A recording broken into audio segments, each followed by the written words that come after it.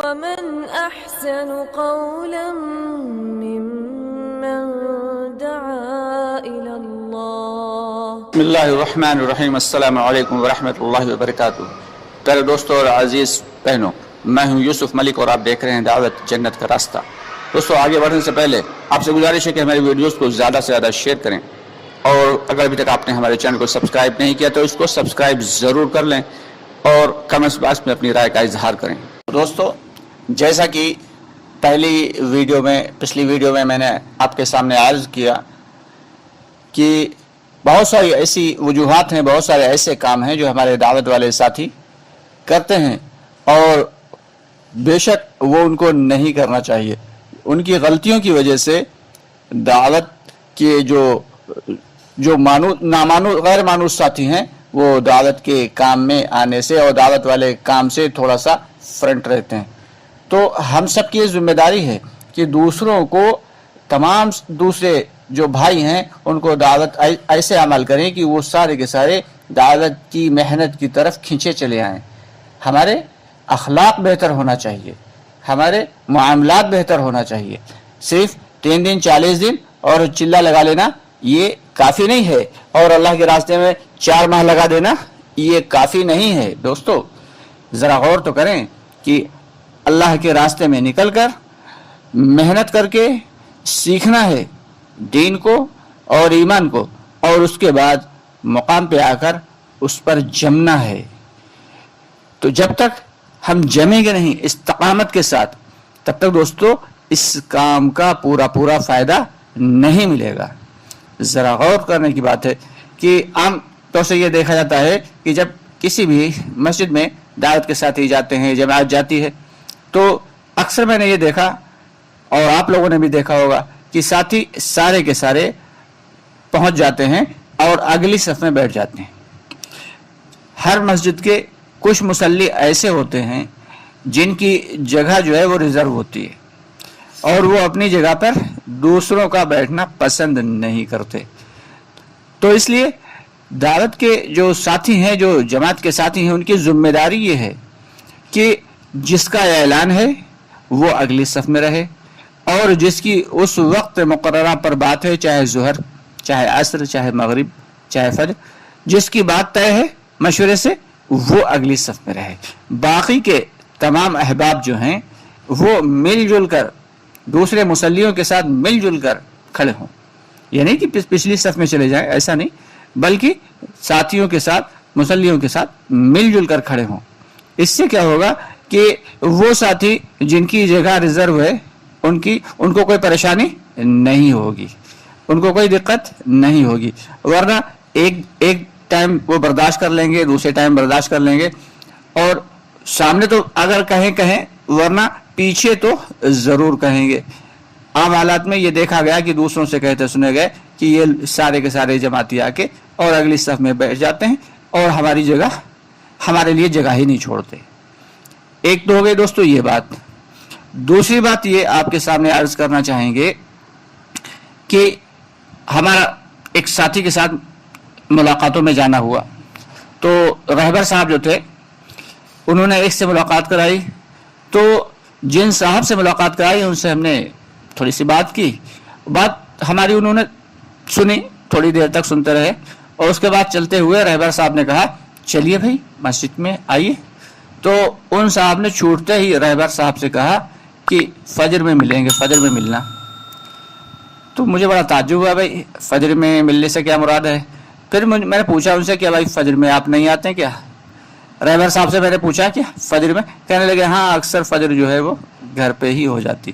تو دوستو، دوسرے جو ہیں، جو غیر مانوس ساتھی ہے یا جو مانوس ساتھی بھی ہیں، وہ بھی، اور خصوصاً غیر مانوس ساتھی، وہ بہت اس بات کا دھیان دیتے ہیں کہ یہ جو رات میں 10 بجے اور 11 بجے تک دعوت کی محنت کر رہے ہیں اور دوسروں کو جو ہے لا رہے ہیں اور بلا رہے ہیں اور مسجد تک لا رہے ہیں، یہ فجر میں کہاں غائب ہو جاتے ہیں؟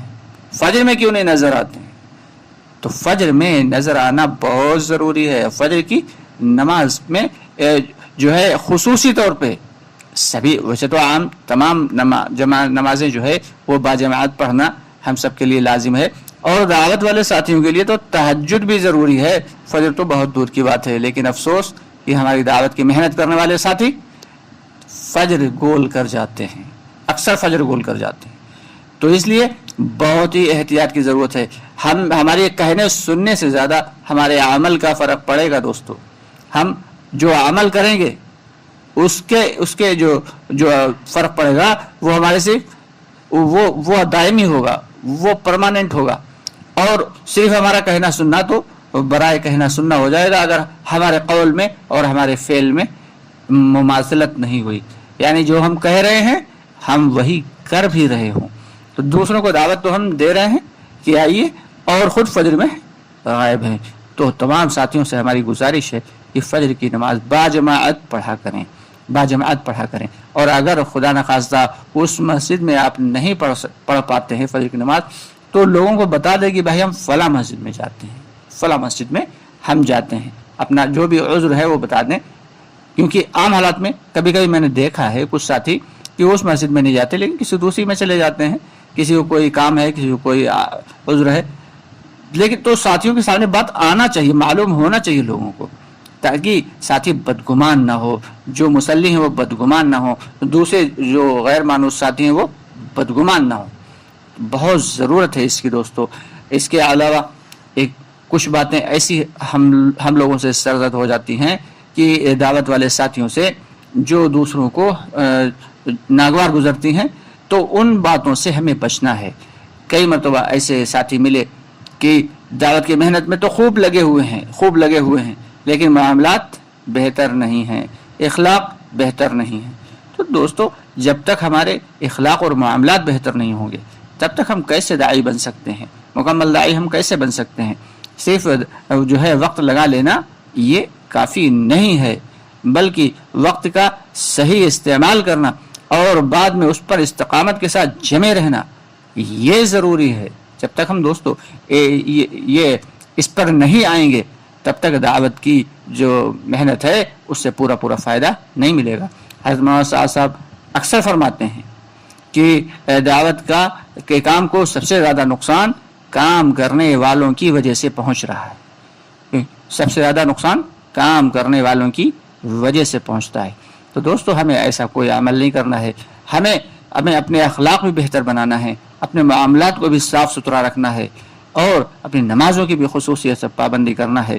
اور اس کے بعد پھر جب ہم جو اپنی عبادات پر بھی خاص دھیان دینا ہے. پھر جب ہم دعوت دیں گے وہ دعوت جو ہے وہ ہماری زیادہ کارگر ہوگی، وہ اس دعوت کا اثر دوسروں کے دلوں پر پڑے گا. دوستو اس لیے آپ لوگوں سے گزارش ہے اللہ ہمیں بھی اس کی توفیق عطا فرمائے. اللہ تعالی ہمارے تمام دعوت کی محنت کرنے والے ساتھیوں کو اصول اور آداب کے ساتھ دعوت کی محنت کرنے کی اور استقامت کے ساتھ جمنے کی توفیق عطا فرمائے. انشاءاللہ بہت جلد آپ سے پھر ملاقات ہوگی. آپ سے گزارش ہے کہ ایک ہمارا دوسرا چینل بھی ہے قدرت کی راز، ڈسکرپشن میں اس کا نمبر دے دیا، اس کا لنک دے دیا ہے میں نے. آپ ہمارے اس دوسرے چینل پر بھی آئیے قدرت کے راز پر، اور اس کو بھی سبسکرائب کریے. اس کی ویڈیوز سے بھی انشاءاللہ تعالیٰ آپ کا ایمان بڑھے گا کہ اللہ تعالیٰ کی نے کیسی کیسی چیزیں اور کیسی کیسی مخلوقات دنیا میں بنائی ہیں. اس کے علاوہ جو ہے آپ ہمارے اس چینل کو بھی سبسکرائب کریں. ذرا آپ تھوڑا بخل سے کام لیتے ہیں چینل کو سبسکرائب کرنے میں. ہم اکثر دیکھتے ہیں کہ ہمارے ویوز تو بہت زیادہ ہوا کرتے ہیں لیکن سبسکرپشن بہت کم ہوتا ہے، اور شیئر کرنے میں بھی تھوڑا سا بخل سے کام لیتے ہیں. تو زیادہ سے زیادہ شیئر کرنے کی کوشش کریں تاکہ ہمارے تمام ساتھیوں تک، دعوت کی محنت کرنے والے ہر ساتھیوں تک یہ ضروری باتیں پہنچیں. اور زیادہ سے زیادہ سبسکرائب اس لیے کریں کہ آپ تک ہماری ہر ویڈیو کا نوٹیفیکیشن پہنچتا رہے. انشاءاللہ آپ سے جلد ملاقات ہوگی. تب تک کے لیے اجازت چاہیں گے. دعاؤں کی درخواست ہے. السلام علیکم ورحمۃ اللہ وبرکاتہ.